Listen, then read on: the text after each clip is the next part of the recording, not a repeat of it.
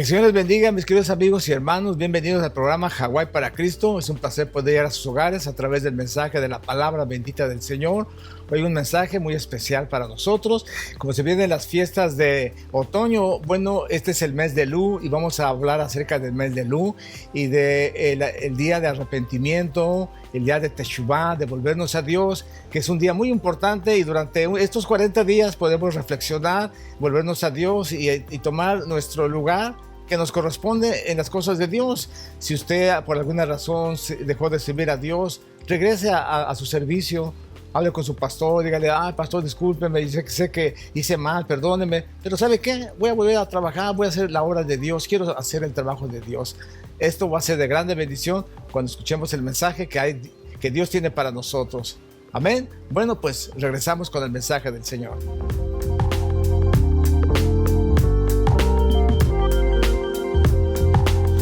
Por 30 días, la misma cosa que tú quieres hacer y la harás toda tu vida.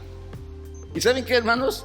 Es cierto, porque yo todas las mañanas, oiga bien, todas las mañanas, cuando despierto y voy a ir al baño, voy afuera, agarro mi periódico todos los días.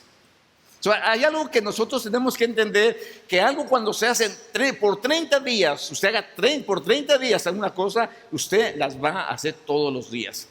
Qué bueno es este sistema. Yo lo he oído en predicaciones, lo he oído en conferencias y ha sido muy efectivo en las personas cuando se empieza a orar por 30 días. Nosotros así empezamos a leer la palabra de Dios por 30 días. ¿Qué pasa? Ahora lo hacemos todos los días. ¿Por qué? Porque ya aprendimos a hacerlo.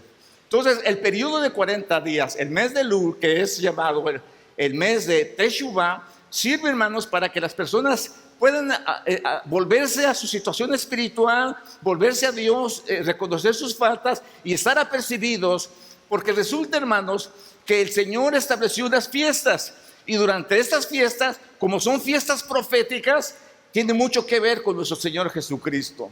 Imagínense, las primeras fiestas, las fiestas de primavera, las fiestas de primavera, que es la Pascua, que es los panes sin levadura, que es los primeros frutos. Estas fiestas eran proféticas porque ahí Dios iba a manifestar. Jesús es el artista principal de las fiestas. En Pascua Él fue crucificado. En los panes sin levadura Él estaba pagando el precio en la cruz para quitar el pecado del mundo, y en el día de los primeros frutos Él resucita como el primer fruto de la resurrección, y así se establece que las fiestas se cumplieron con la venida de nuestro Señor Jesucristo.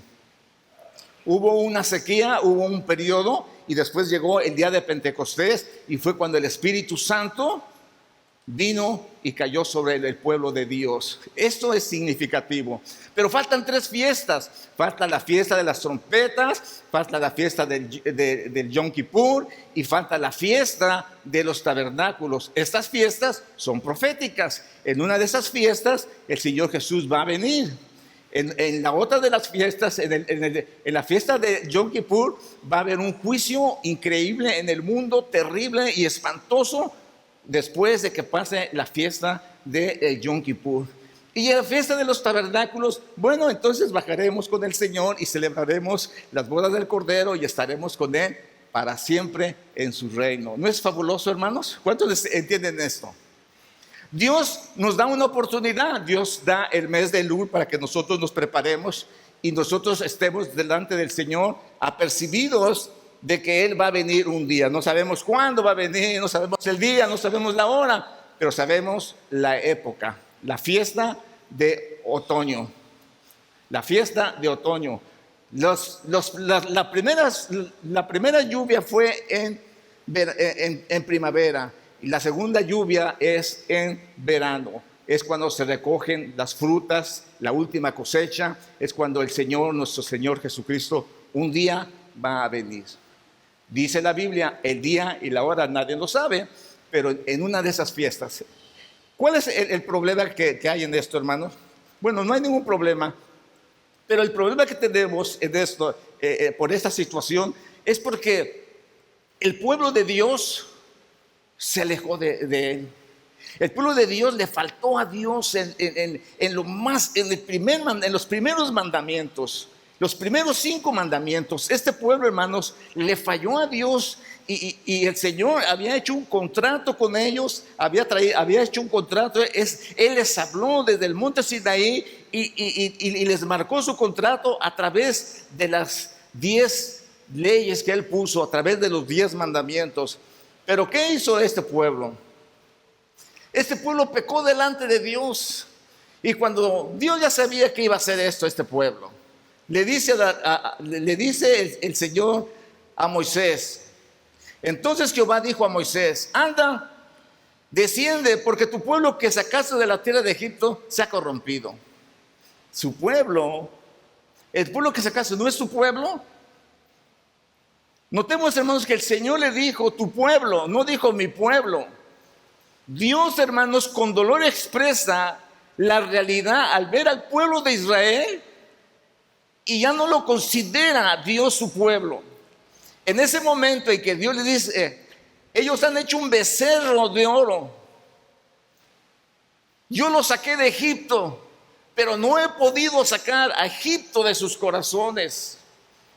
Y en la vida de los cristianos, cuando Dios nos perdona y saca todo lo malo de nuestras vidas, hermanos, cuando nosotros tenemos algo que es de nosotros y que no queremos soltar, hermanos, es difícil para nosotros servir a Dios. ¿Qué podemos decir? El dolor, el rechazo, la herida, lo que está dentro de nuestro corazón, lo que nos estorba. Hay un dicho en México que dice que es fácil sacar al indio del pueblo, pero es difícil sacar al pueblo del indio. Y eso es exactamente lo que le estaba pasando, hermanos, al pueblo de Israel cuando ellos salieron de Egipto, se trajeron de Egipto. Les dice: pronto se han apartado del camino que yo les mandé. Se han hecho un becerro de fundición y lo han adorado, y han ofrecido sacrificios y han dicho: Israel, estos son tus dioses que te sacaron de la tierra de Egipto. Miren, hermanos, dice que ellos se apartaron del camino. La palabra, hermanos, en hebreo para camino es la palabra número 1870 en el diccionario Strong, y esta es la palabra derek, que quiere decir, hermanos, figurativamente el curso de la vida, modo de acción, o a menudo adverbio, asunto, calzada, camino, carrera, etc.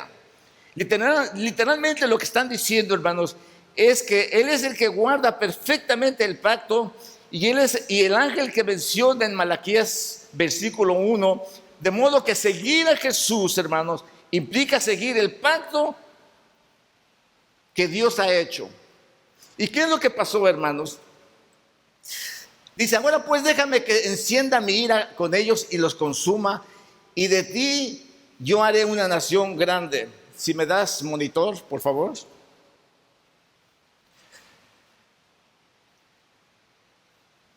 Moisés, hermanos, en esos momentos que Dios dice esto, se pone como un intermediario, un tipo de Cristo. En esos momentos Cristo está en la presencia del Señor, intercediendo por nosotros, siendo nuestro abogado. Cuando el enemigo nos acusa, Jesús está ahí para darnos su protección. En el cristianismo, hermanos, uno de los versículos en los que hace más énfasis es el pasaje de Juan 14:6, donde dice que Jesús es el camino, Él es la verdad y Él es la vida, haciendo mucho énfasis, hermanos, en decir que si no tienes a Jesús, entonces no vas a tener salvación. Es decir, que fuera de Jesús estás perdido. La doctrina es tan enfática en el cristianismo al grado de sostener que aquel que no es cristiano y que no ha recibido a Jesús como su Salvador, entonces está totalmente perdido y sin esperanza. Sin embargo, con esta teología ellos sostienen que los billones de judíos y otros que no conocieron al Señor Jesucristo no tienen ninguna esperanza. Fíjense lo que dicen. Sin embargo, ¿será que recibir a Jesús o creer en Él como el camino, la verdad y la vida será una cuestión simple y subjetiva? En realidad, hermanos, estas tres palabras, camino, verdad y vida, son sinónimos de Torah. Torah, hermanos, quiere decir instrucción. Y esas instrucciones en el griego es Pentateuco, 5 libros, que son los primeros libros de Moisés. Eso quiere decir Torah. Para su conocimiento, cuando ustedes oigan Torah, no se espanten, ya están metiendo judaísmo. No, Torah es la palabra en griego para decir Pentateuco, los 5 libros de Moisés, o en otras palabras, mejor dichas, instrucciones. Amén. Jesús dijo, yo soy el camino, la verdad y la vida. Lo que está diciendo, yo soy el ejemplo a seguir. Yo soy el que está siguiendo el pacto de manera perfecta. El camino es la Torah, la verdad es la Torah, la vida es la Torah. De manera que una vez que tenemos nuestro diccionario de la vida, que son las escrituras, fuera de la filosofía griega, entonces nos queda mucho más claro que tenemos que seguir la Torah, los mandamientos de Dios, pero como Jesús dice, no a tu manera, ni como dice cualquier otro maestro, sino como Jesús nos enseñó, pues solo así podemos tener la seguridad de vida eterna. Qué increíble, hermanos. Cuando Jesús viene, imagínense ustedes los fariseos, los maestros de la ley, se querían poner con Jesús. Jesús era la palabra, es la palabra bien, es la palabra viva, hermanos. Cuando Él les hablaba directamente a sus vidas, a sus corazones. ¿Por qué? Porque Él era la palabra, Él sigue siendo la palabra, Él es la verdad, Él es la vida. Él es, hermanos, las santas escrituras. Por eso es importante que nosotros decimos, si tú no aceptas a Jesús como el Salvador personal, estás fuera de juego. Porque el aceptar a Jesús en nuestro corazón no es simplemente levantar las manos y decir, yo acepto y ya soy salvo. No, hermanos. Aceptar a Jesús en su corazón es aceptar el contexto de la palabra o el texto de la palabra en nuestro corazón. ¿Por qué creen ustedes que se opera el milagro de salvación? Porque cuando nosotros abrimos nuestro corazón y recibimos a Jesús en nuestras vidas, hay un despertar en nosotros y un amor y un interés por la palabra de Dios, y nos enamoramos de ella, empezamos a leerla y nos llena, nos satisface, nos guía, nos da gozo, nos da paz, nos da tranquilidad, nos da vida, nos da salud, nos da todo lo que es para nosotros, porque eso es Jesús para nosotros. Y dijo Jehová a Moisés, yo he visto que este pueblo, que por cierto es un pueblo de dura cerviz. Dura cerviz significa un cuello duro, hermanos. Es una referencia a los toros rebeldes que no quieren ponerse el yugo para arar la tierra con el propósito de que se siembre, se coseche. La tierra se hará para poder sembrar la semilla, el arado se moverá a la tierra para poder sembrar semilla y obtener el fruto. Pero el toro, hermanos, es necio y no se deja poner el yugo. Si analizamos, hermanos, de manera bíblica esto, de no dejarse poner el yugo es no dejarse guiar por los mandamientos de Dios, que será lo único que traerá fruto a la tierra. Es decir, nosotros somos llamados a tener mansedumbre como un toro, pero somos muchas veces rebeldes, como dijo el profeta Oseas, que somos como un becerro indomable. Dios quiere que nosotros, hermanos, demos fruto en la tierra, que pongamos, hermanos, en práctica sus mandamientos, para que llevemos mucho fruto. Pero para eso tenemos que ponernos el yugo.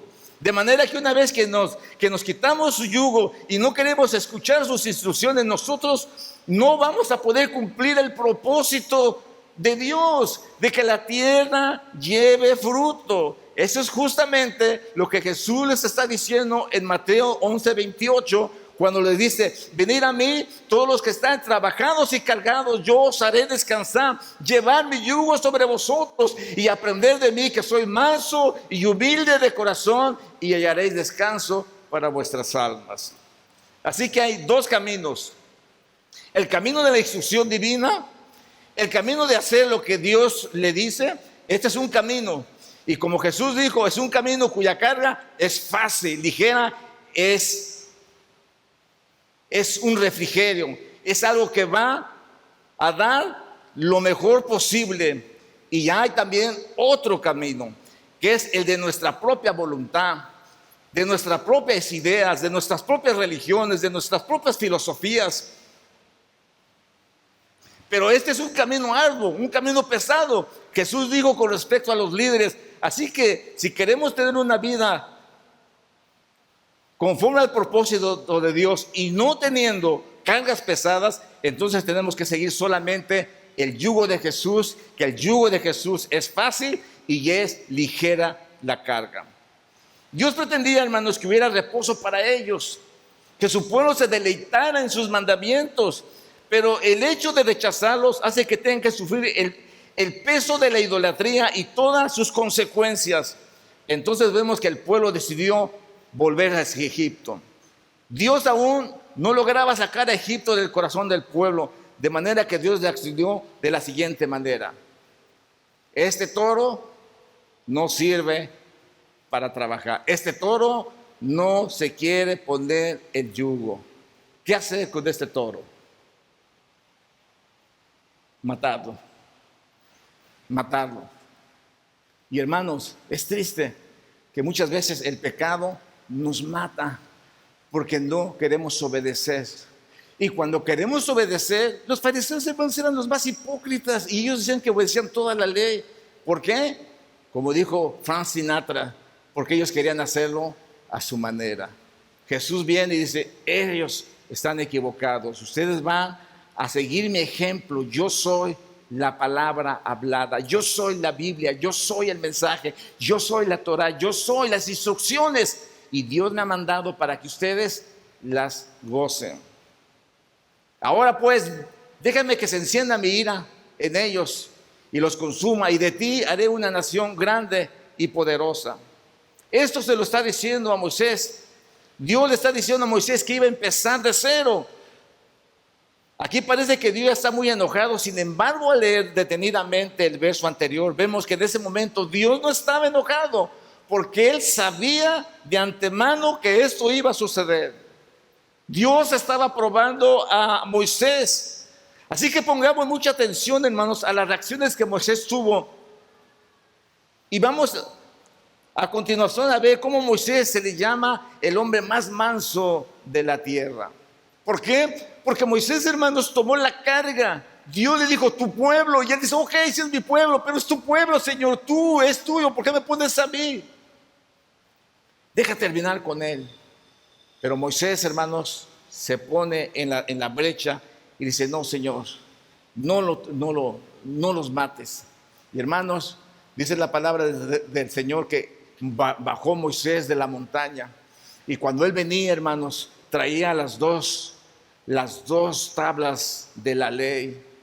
Cuando el Señor le dijo: tu pueblo se ha descarriado, tu pueblo se ha ido a la idolatría, tu pueblo, él todavía con las tablas en sus manos. Las tablas significaban el pacto que Dios había hecho con ellos la noche anterior. El pacto era la ley de Dios que habían firmado en el monte Sinaí, cuando Él les habló desde las nubes. A nadie le ha hablado voz audible, el Todopoderoso desde el cielo, como el pueblo de Israel lo oyó y oyeron cuando Dios les dio sus mandamientos, les dio su contrato matrimonial, y ellos dijeron: sí, te vamos a ser fiel. Y a la siguiente mañana ellos le son infiel a Dios. Se hicieron un becerro de oro, lo adoraron, bailaron, fornicaron, hicieron estragos, hermanos, con los mandamientos, con el mandamiento de Dios, que no te harás dioses ajenos. Dice la Biblia: cuando oyó Josué el clamor del pueblo que gritaba, dijo a Moisés: alarido de pelea hay en el campamento. Josué, hermanos, un hombre sin experiencia, con una visión muy corta, eso se imaginó, pensando en el pueblo, en defenderlo, en hacer algo por él. Ay, parece que están peleando. Ay, Dios mío, ¿qué vamos a hacer?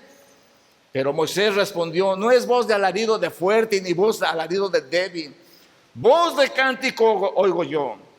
Y aconteció que cuando llegó al campamento, vio el becerro y las danzas, ardió de ira el hombre más manso del mundo, y arrojó las tablas de sus manos y las quebró en el monte. ¡Wow! El pacto que Dios había hecho con ellos se quebró, porque así eran los pactos, hermanos. Los pactos se escribían en piedras. Cuando se rompía un pacto y no se llevaba a cabo, pues rompían las piedras y así daban por terminado el pacto que ellos habían tenido. Imagínense, hermanos, un día duró ese pacto y el pueblo no quiso obedecer. Dicen los rabinos que es hasta ese momento en que Moisés rompe las tablas, cuando llega y ve, anula el pacto, ¿ok? Y llama la atención, hermanos, y piensa, este pueblo es un caso perdido. Cuando una persona es insensible al pecado, incluso se deleita en él, ya no hay nada que hacer, hermanos. Cuando una persona está pecando y llama la atención, se ríe, es un caso perdido. Cuando una persona tiene el cinismo, la insensibilidad de regocijarse, de burlarse y burlarse del pecado, hace fiesta, rompe el pacto que tenía con Dios.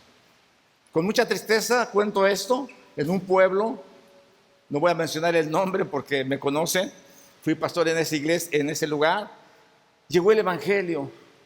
Cuando ellos perdieron el pacto, cuando ellos rompieron el pacto, fue triste la situación de ese pueblo. No volvió a llover por muchos años, hermanos. Hubo una miseria, una pobreza increíble. Dios había roto su pacto con ese pueblo. La gente, los hermanos estaban en las pulquerías, en las cantinas, tomando y riéndose. Cómo hablaban en lenguas cuando recibieron al Señor. Increíble, hermanos. Qué tristeza. Fueron muriendo poco a poco. Romanos 1:32 dice, quien habiendo entendido el juicio de Dios, que los que practican tales cosas son dignos de muerte, porque no solo lo hacen, sino que también se complacen con los que las practican. ¿Cómo nos encontramos el día de hoy en el mundo? El día de hoy, hermanos, usted no diga que es cristiano cuando hay una reunión de gente pagana, porque todos como fieras se le echan, lo atacan.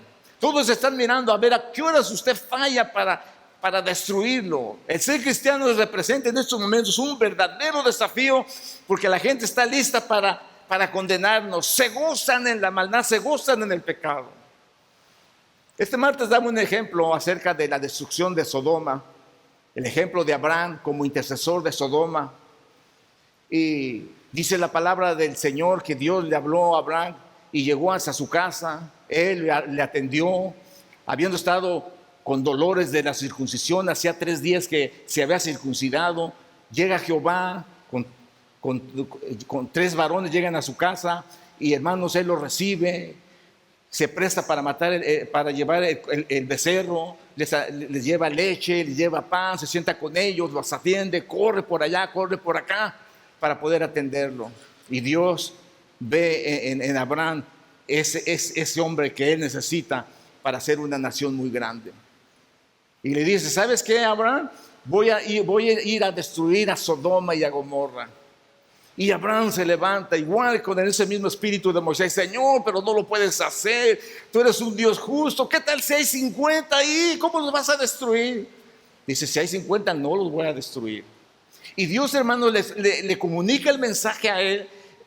De manera que dice el Señor, ¿cómo le voy a encubrir a mi siervo, siendo él que va a ser padre de muchas naciones? ¿Cómo se lo voy a encubrir? No, dice, yo se lo voy a decir. Yo se los voy a revelar. ¿Qué les parece, hermanos? La revelación viene por la comunicación. Porque sabía Dios que Abraham se iba a encargar de que sus hijos, su generación, supiera de Dios. Y eso es lo que muchas veces nos ha faltado a los cristianos. A veces estamos en el púlpito muy habladores y muy santos y esto. Le decían a una señora cuando veían al predicador, le decían a su esposo, ay, hermano, qué bueno su esposo, qué amable, oh, qué sonrisa tan dulce, qué manera de hablar tan santa. Oh. Y le dice, ¿de quién está hablando? Dice, de su esposo, el que está predicando. Yo no sé quién sea ese de que habla, dice. Mi esposo es un mentiroso, es un abusivo, es un grosero, es un maleante, dice. En la casa es el peor. Imagínense, hermanos, ¿cómo podemos nosotros comunicarles el mensaje a nuestros hijos? ¿Cómo nosotros podemos darle el mensaje a Dios, de Dios a ellos? El ejemplo que ellos necesitan es nosotros. Amén. Porque Dios nos ha puesto a nosotros como los líderes. Cuando faltó el liderazgo del pueblo de Israel, el pueblo se desvió inmediatamente. ¿Por qué creen, hermanos, que el diablo se ha ocupado de que haya divorcios? ¿Por qué creen que el diablo se ha ocupado, hermanos? Hace muchos años la mujer no trabajaba, estaba en la casa, cuidaba a los hijos, bien que mal. El esposo trabajaba y ganaban bien, no había tanto impuesto. Pero el diablo dijo: ¿y qué están haciendo las mujeres aquí? Que trabajen también. Y el gobierno hizo lo posible porque la mujer saliera de la casa a trabajar, los niños a la escuela, y los niños empezaron a desviar. Llegó el momento de los rebeldes sin causa.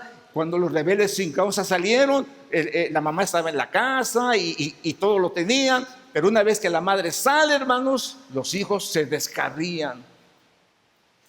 La mujer sale a trabajar y empiezan, hermanos, a desentenderse los esposos y empiezan los divorcios. Y los hombres se hacen los tontos muchas veces. Así que también ella trabaja y hasta gana más que yo. Y con este pretexto hay divorcios y los hijos se quedan solos. Y el diablo esperando esa oportunidad, porque ahora son sus presas, ahora son sus hijos, ahora él los va a deshacer, ahora él va a hacer lo que quiera con ellos. Pero de Abraham dice: porque yo sé que él mandará a sus hijos a su casa. Si tú quieres recibir revelación de parte de Dios, ¿cuál debe ser el énfasis a la hora de estar aprendiendo? ¿Será, hermanos, nuestro objetivo de tomar toda información, toda revelación que recibimos de Él? ¿Será llenarnos de quino? ¿Será llenarnos de nuestras Biblias, de marcas, nuestra computadora de mensajes? ¿Para esto será que estamos estudiando, hermanos? Estudiando y estudiando, ¿para qué? Para apuntar en la computadora.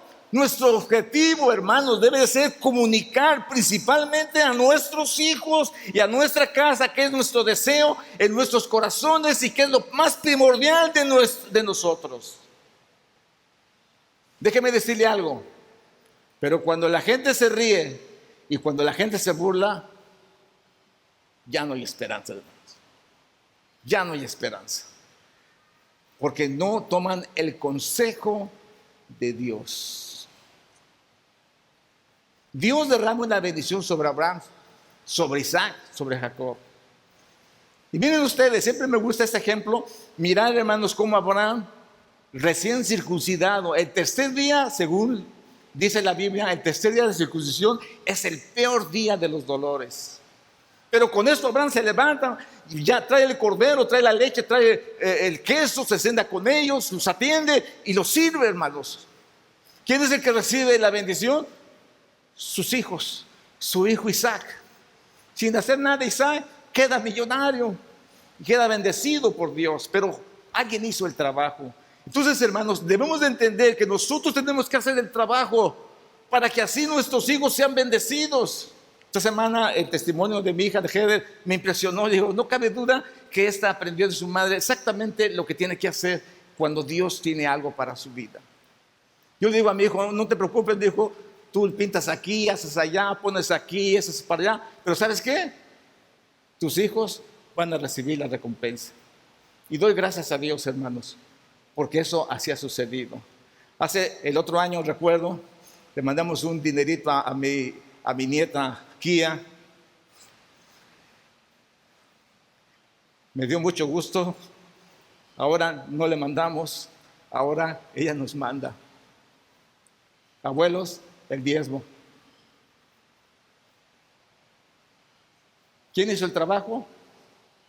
Abraham hizo el trabajo. ¿Quién recibió la bendición? Sus hijos. Es nuestro deber comunicar a nuestros hijos la presencia de Dios. ¿Cómo está la vida de los creyentes en este día, en estos días, hermanos? ¿Cómo está nuestra nación? ¿Cómo está la fe de los hijos de los creyentes? ¿Están al mismo nivel de intensidad que sus padres? ¿Ese gozo, esa paz? Tú puedes ver, hermanos, a los jóvenes, algunos jóvenes que entran con unas caras que, Dios mío, creo los trajeron a fuerzas, no le hablan a nadie, pasan con unos soberbios y una cosa increíble, hermanos. ¿Por qué? Muchos están diciendo: ojalá mis padres ya se calmen. tenemos que pensar y reflexionar, hermanos. ¿Por qué lo hacemos? ¿Por qué es que le tenemos que comunicar el mensaje a nuestros hijos? ¿Por qué es porque nosotros tenemos que estar al cuidado de ellos? ¿Por qué, hermanos? Porque ellos necesitan tu instrucción. Ellos necesitan tu cuidado. Ellos necesitan tu dirección. Cuando Moisés como líder se fue del pueblo, hermanos, dejó al pueblo 40 días, el pueblo se desvió. Cuando no hay liderazgo en nuestra casa, el problema de nuestros hijos se va a empeorar.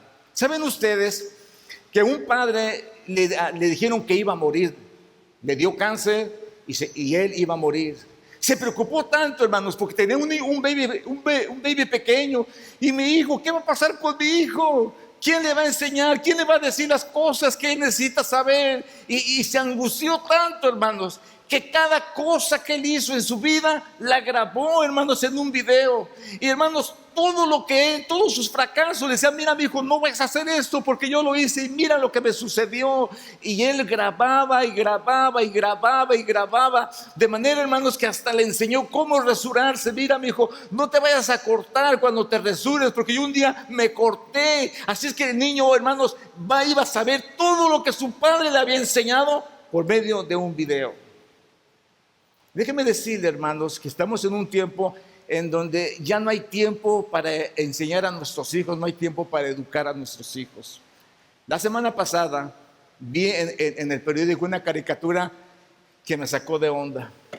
A un niño, un baby, tomándose su botella, su pacha, su biberón, como le llamen, pero en un celular. Luego, ya están pensando, las gentes, ya es común que le metan a su hijo el celular y se olviden de ellos. Ahí vemos a los niños escondiéndose en las esquinas, ahí vemos a los niños escondiéndose atrás de la oscuridad, de las paredes. ¿Qué estarán viendo? Es su biberón, es lo que nosotros les dimos para que no nos molesten. ¿Cuándo vamos a recibir una revelación de parte de Dios? Si no tomamos el tiempo para sentarnos con ellos, eso es lo más sagrado que tenemos, hermanos. Nuestros hijos es lo más sagrado que tenemos. Cuando usted tiene hijos soberbios, usted sufre. Cuando sus hijos le dan problemas por cualquier situación, usted sufre. Pero cuando usted lloró, cuando usted oró, cuando usted ayunó, cuando eran babies, siempre a mi esposa había alguien que le decía: espérese, nomás que entren a la high school, usted va a ver cómo se van a desviar, usted va a ver cómo se van a ir al mundo, usted va a ver cómo va a sufrir. Y mi esposa dijo: no, ¿por qué? En el nombre de Jesús yo voy a orar todos los miércoles por ellos, yo voy a estar con ellos, yo los voy a cuidar, yo voy a estar con ellos. Mi esposa siempre estuvo cerca de ellos. Si ella era maestra en la escuela, ella se iba a la escuela y no admitía algún trabajo que los desligara de sus hijos. Si mi hijo va a esta primaria, yo quiero ir a esa primaria. Si van a esta high school, yo quiero ir a esa high school. Yo quiero estar con mis hijos. Porque es tiempo, hermanos, que cuidemos a nuestros hijos. Yo le digo a mi hija Noli: mi hija, a tus hijos no se los críes ni a la Santísima. Al ojo del amo engorda el caballo. ¿Dónde están tus hijos? ¿Con quién los dejas así? Son mis familiares. ¿Sabes los que hacen en el cuarto con tus familiares?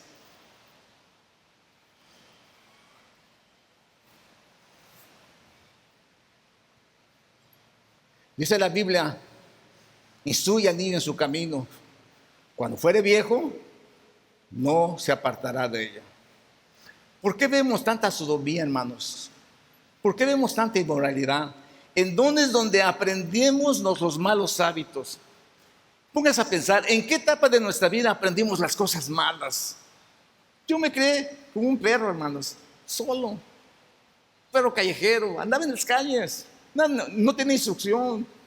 Las peores maldades las hice cuando estaba solo. Los malos pensamientos me vinieron en ese momento. Nadie estaba a mi lado para invitarme a orar. Nadie estaba a mi lado para cuidarme. Nunca me preguntaban por mi tarea. Nunca hicieron nada.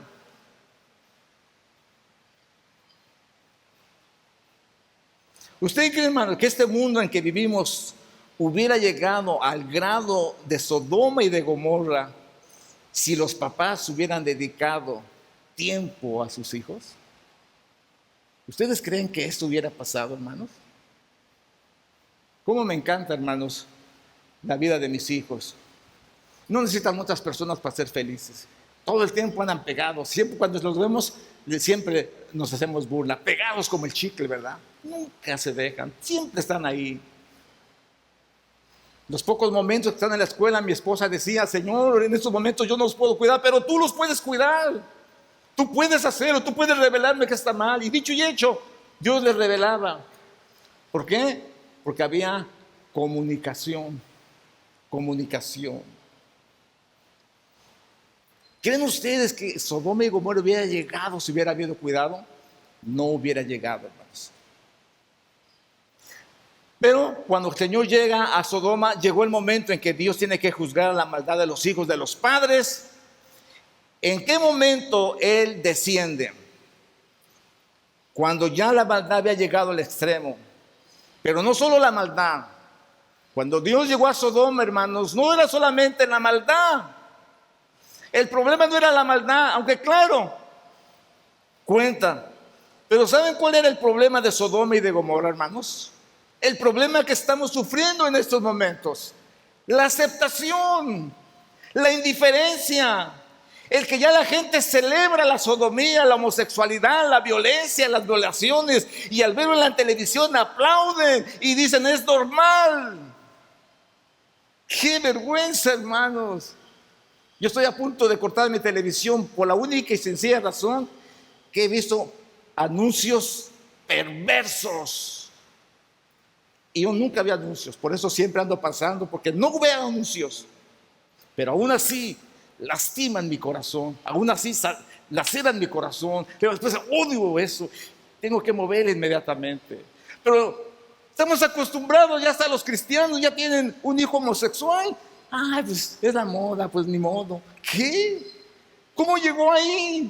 ¿Quién lo cuidó? ¿Qué pasó? ¿Quién lo guió? ¿Quién lo dirigió? ¿Por qué? ¿Por qué tenemos que dejar nuestras almas? Ni modo, no, hermano, ¿cómo que ni modo? Pues ¿a quién servimos? ¿A un Dios de palo? ¿Un Dios de piedra? ¿Qué es lo que estamos pensando nosotros? Pero el conformismo se hace evidente. Pues ni modo, ya que pase eso. ¿Qué? Dijo Juan: que me matare, yo en él esperaré. Yo no sé qué hiciera mi esposa si mi hijo David fuera un malvado perverso. Yo creo que viviría aquí. Pero Dios le iba a contestar. En esta iglesia, hermanos, muchos han sufrido porque nunca quisieron oír el consejo. Porque nunca trataron de imitar. Bueno, si a la pastora le dio resultado de eso, pues yo lo voy a hacer. Son mis hijos, ¿por qué tienen que sufrir? Pero la gente sufre, hermanos, porque ya hay indiferencia, porque ya hay aceptación, porque ya hay celebración, porque ya no les importa, porque ya dicen: es normal. Al ver que nuestros hijos participen en cosas que van en contra de la Escritura y decir: bueno, eso todos los niños lo hacen, así que son jóvenes hoy, que lo hagan. Cuando ya decimos eso, hermanos, ya no hay remedio. Ya no hay remedio. ¿Por qué creen que mucha gente se ha ido a su gran alabanza? Este mensaje es duro. ¿Por qué? Porque esos hijos son homosexuales, lesbianas. Otras iglesias los aceptan, qué bueno. Pero ya hay conformismo. Ya lo aceptaron, ya no hay nada que hacer. Eso es triste, hermanos. Así es, hermanos, cuando Dios tiene que juzgar. Cuando ya estamos en una actitud de apatía, de indiferencia, de decir: no pasa nada. Son cosas normales, son cosas normales, hermanos. Lo que está pasando, miles de abortos, gente de mismo sexo casándose, criminalidad, lesbianismo, homosexualidad, ¿es normal, hermanos? ¿Eso es lo que a Dios le agrada? Hay conformismos. Y si yo les he platicado, la media nos está preparando poco a poco. Sacan se los he repetido muchas veces a los que están en la clase, discúlpenme, pero sacan un hombre que es una sirenita y la sacan ahí desnuda y con su parte de abajo de pescado, preparándonos para los hybrids, los seres que habrá que son hybrids. Un centauro, mitad hombre, mitad caballo, y ya lo sacan para que nos acostumbremos a este tipo de cosas. Están preparando a la gente, hermanos, que la homosexualidad ya es normal. Ahora los comerciales, mujeres como duermen juntas, los hombres duermen juntos, y todo esto, hermanos, es parte del conformismo y de la aceptación que el hombre está haciendo. Es el tiempo de que Dios va a descender. ¿Cómo sabemos que ha llegado el momento en que va a descender el juicio? Cuando hay indiferencia. ¿Cuándo fue cuando Moisés rompió las leyes, hermanos? Estando en el monte, cuando Dios dijo, ¿sabes qué? Tu pueblo ha pecado. Ese momento lo rompió. No, hermanos. Cuando Dios dijo, tu pueblo se ha corrompido, ¿cuándo las rompió, hermanos? No en ese momento, sino hasta cuando bajó y escuchó las danzas, porque dijo, ahora sí, este pueblo ya no tiene remedio. Cuando se celebraba la maldad, allí hay que traer el juicio. Ya no hay manera de reprimirlo. Cristo viene pronto, hermanos. Ya no hay manera de que nosotros podamos cambiar la situación. No hay manera. ¿Por qué? Porque nos hemos conformado. Hemos tenido el cinismo de aceptar las cosas corruptas y decir que no hay problema. Y aconteció que el día siguiente dijo Moisés al pueblo, vosotros habéis cometido un gran pecado, pero yo subiré ahora a Jehová, que le aplacaré acerca de vuestro pecado. Entonces volvió Moisés a Jehová y dijo, te ruego pues que este pueblo ha cometido un gran pecado, porque se hicieron dioses de oro. Que perdones ahora su pecado, y si no, tráeme ahora de tu libro que has escrito. El mismo espíritu del apóstol Pablo que decía, yo oro por mi nación. Pablo le dijo lo mismo que Moisés, refiriéndose ser apartado con tal de que su pueblo fuera salvo. Jehová le respondió a Moisés, al que pecare contra mí, a ese yo raeré de mi libro. Dios afirma, hermanos, que no puedes quitar la salvación, Moisés, para dársela a otro. Tampoco le fue con Jesús, ya que él se entregó, no perdió la salvación. Dios está diciendo a Moisés que no puede quitarle la salvación a alguien a favor de otro, porque la salvación proviene de Dios y nadie más. Cuando él le dice, Señor del cielo, tú no puedes matarlos, tú no puedes quitarles la vida, tú eres Dios bueno, tú eres Dios misericordioso, como si Dios no lo fuera, hermanos. Un Dios grande y misericordioso, ¿cómo no iba a tener compasión? Por eso nos da oportunidad. Y el mes de Lul es el mes de que nosotros volvamos a Dios. Hace unos días sentí en mi corazón mucha tristeza cuando vi a alguien testificando, contando y diciendo, los cantos antes me llenaban mi corazón, antes sentía la presencia del Señor. Y yo dije, ay, me dolió, me acerqué a esa persona y dije, ¿y ya no lo sientes? Me dijo, no, claro que sí. Pero ¿saben qué, hermanos? Muchas veces perdimos nuestro lugar, perdimos nuestro ministerio, perdimos el trabajo que hacíamos a Dios. Ya no nos queremos poner el yugo, ya no queremos trabajar, Hermanos, piensen en sus vidas, Ve pues ahora, lleva a este pueblo a donde ha dicho, he aquí mi ángel irá delante de ti, pero en el día del castigo yo castigaré a este pueblo. Increíble que inmediatamente después de la intervención de Moisés acerca del libro de la vida, prometió enviar a su ángel que nos llevaría a su pueblo a la tierra prometida para, a pesar de todo, sin embargo, las consecuencias del becerro de oro serían inevitables. Y Dios castigó a ese pueblo. Encontré un dicho en el internet.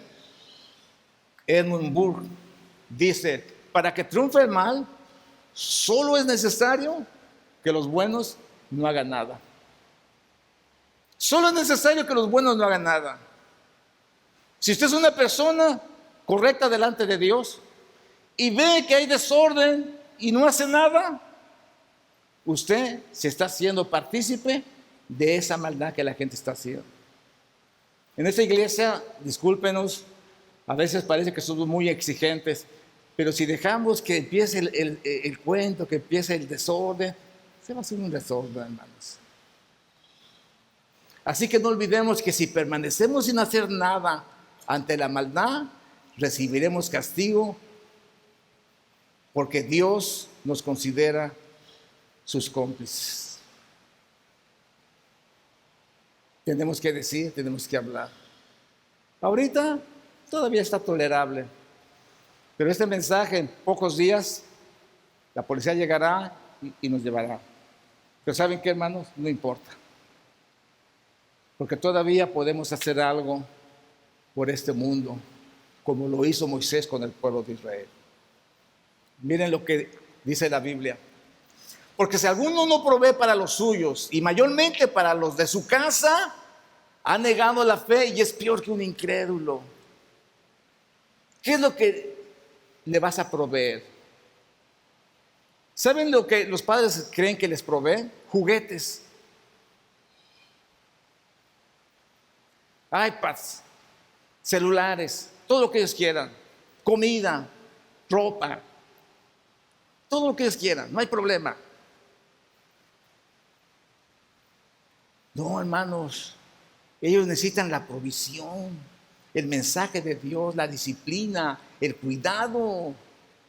El cuidado, hermanos. ¿Cómo puede ser que tú, siendo un cristiano, vayas y convivas con los inconversos y llevas a tus hijos ahí? Cuando hay un violador, cuando hay un pedrastra y que tú conoces qué es, y ahí llevas a tus hijos, no importa que sea tu familiar, pero tú lo estás llevando ahí. ¿Qué es lo que pasa? Hermanos, qué increíble, qué situación tan terrible. Cuando alguien va a un lugar demonizado, sale endemoniado. Porque los demonios brincan fácilmente a las personas cuando las personas por su propia voluntad van a esos lugares. Imagínense ustedes que yo como pastor vaya a una cantina de gays y no, ya, yo voy a orar por ellos. ¿Qué tengo que hacer ahí, hermanos? Gente aquí se ha convertido en homosexuales solamente por ir a esos lugares. Piensen el cuidado que tienes que hacer. Piense qué es lo que tú le vas a proveer. Y esta mañana vamos a terminar. Teshuvah quiere decir volver. Volver al estado original. Volver a ser su pueblo que ama, que honra a Dios a través de guardar sus mandamientos. Volvernos como lo que somos de Él, un pueblo redimido por su sangre preciosa. Volvernos porque Él murió en la cruz del Calvario. Él nos buscó, Él vino a buscar a las ovejas perdidas de la casa de Israel. Volvernos porque nosotros somos el Israel de Dios. Volvernos porque Él tiene un plan para nosotros. Volvernos a Dios. Ese es el plan original de Dios. Que nosotros nos volvamos, nos restauremos y digamos: Señor, aquí estoy una vez más para tu servicio. Arrepentimiento, buscar a Jehová mientras puede ser hallado, llamarle en tanto que está cercano. Deje el impío su camino y el hombre inicuo sus pensamientos, y teshuvah a Jehová, el cual tendrá de él misericordia, y al Dios nuestro, el cual será amplio en perdonar. Volvernos al estado original. Ordenar a cada pecador que abandone sus armas de rebelión. Enarbolar la bandera blanca de rendición para el reino de Dios. En otras palabras, el pecador tiene que cambiar de parecer en lo que respecta al pecado. Y esto es exactamente lo que significa arrepentirse: cambiar de parecer en lo que respecta al pecado y a Dios. Lo cual da como resultado que el pecador se vuelva a Dios.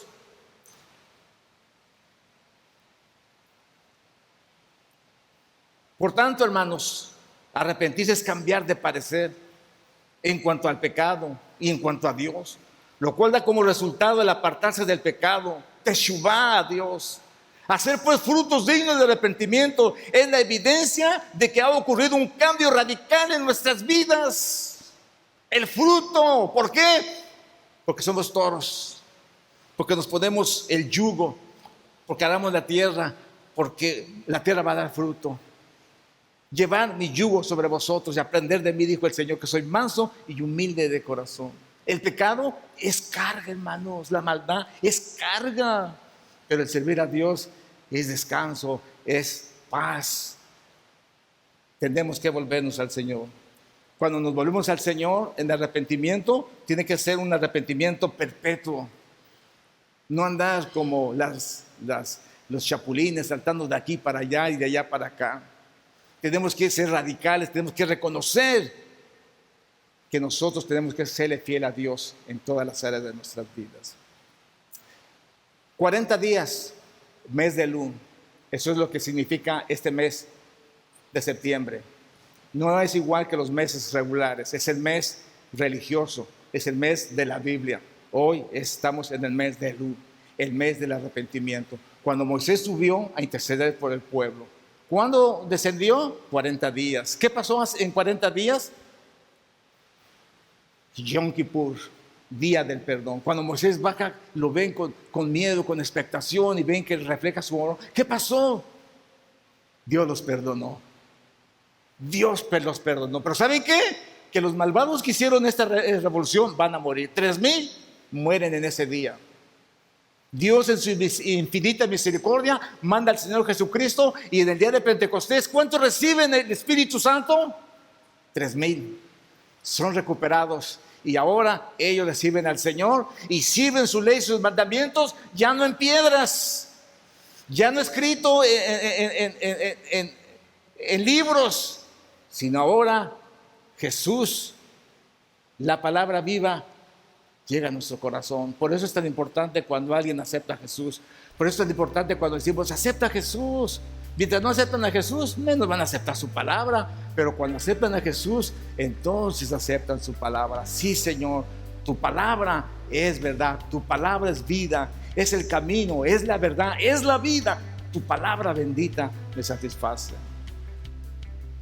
Comunicar el mensaje a nuestros hijos. 40 días en que el pueblo estaba, tenemos que volvernos a Dios.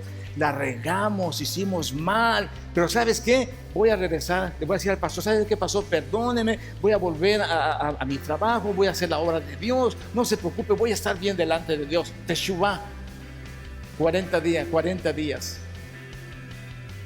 Si alguno no se presentaba después de los 40 días a la fiesta de Yom Kippur, lo mataban, era cortado del pueblo.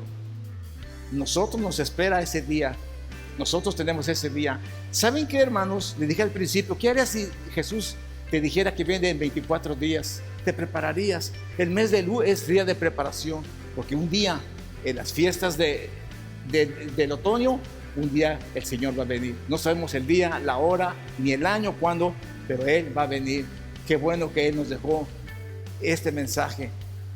Vuélvanse, vuelvan a su estado original, porque tengo contra ti, le dijo a la iglesia, que has dejado tu primer amor. Aquellos que al principio sentían la presencia de Dios, que lloraban, que hablaban en lenguas, que traían almas al Señor, ya lo dejaron de hacer, dejaron su lugar. Pero hoy es Teshuvá, hoy es arrepentimiento, hoy es el día en que nos tenemos que volver a Dios. Pónganse de pie, mis queridos hermanos.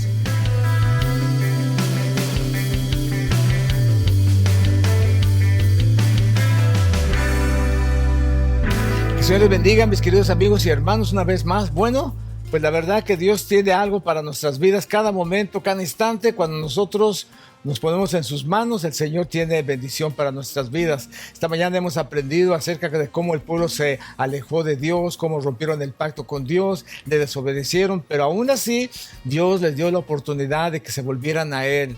Este es un mes que se llama el mes de Teshuvá, el mes de Elul, el mes del arrepentimiento, de hacer nuevas cuentas con el Señor, de hacer un inventario de nuestras vidas y volver a nuestra posición espiritual, material, de servicio a Dios. Este es un buen día, este es un buen momento para que nosotros empecemos a hacer la voluntad del Señor. Yo no sé cómo vas a hacer tú en tu vida, yo no sé cómo has estado en tu corazón, no sé, tu servicio que has dado a Dios. A lo mejor ya te alejaste de Dios, a lo mejor andas como el hijo pródigo, a lo mejor ya no quisiste hacer la obra de Dios, te enojas con el pastor, ya no quisiste tocar, te quisiste con la pastora, ya no quisiste ir a la iglesia, te enojaste y ya no quieres hacer la obra de Dios. ¿Sabes qué? Dios te está llamando a ti, Dios está hablando a tu corazón, a tu vida. Él quiere que tú te vuelvas, que teshuvá, que vuelvas a ser el misma persona, lo mismo que antes hacía, porque si no lo haces, sabes lo que dice la palabra del Señor, ¿verdad? Dice que le ponían el yugo a los toros. ¿Por qué?